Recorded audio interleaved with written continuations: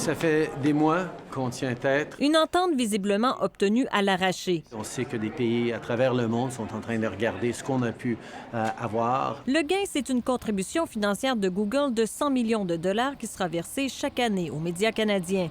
On a trouvé une voie de passage. La ministre du Patrimoine a donc répondu aux préoccupations de Google, qui se dit heureux aujourd'hui que le gouvernement ait compris que l'entreprise ne peut pas négocier à la pièce avec chacun des médias. Ce qu'on va permettre par la réglementation, c'est que Google puisse traiter avec un seul collectif. Ce qui veut dire que l'argent sera redistribué par l'entremise d'un collectif qui représentera les médias admissibles. C'est un cadeau de Noël. Une bonne nouvelle, dit ce professeur de journalisme, quoique la loi elle-même a causé des torts irréversibles pour certains.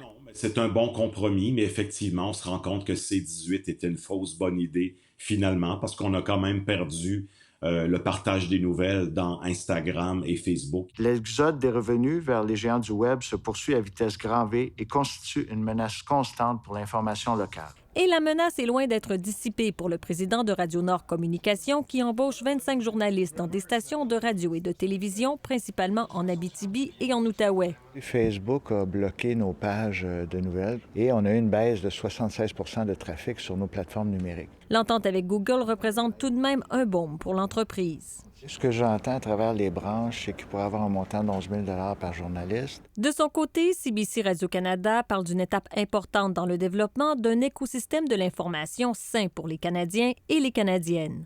Mais des voix s'élèvent pour que le diffuseur public soit exclu de l'entente. À partir du moment où CBC Radio-Canada ont accès à des sommes garanties par l'État canadien, mon premier réflexe, c'est que ce n'est pas destiné à eux. 100 millions, c'est beaucoup moins que les 172 millions que le gouvernement espérait obtenir. Mais à minuit moins une, vaut mieux une entente, dit la ministre, que de voir Google imiter Meta en bloquant les nouvelles canadiennes de son moteur de recherche. Ici Valérie Gamache, Radio-Canada, Ottawa.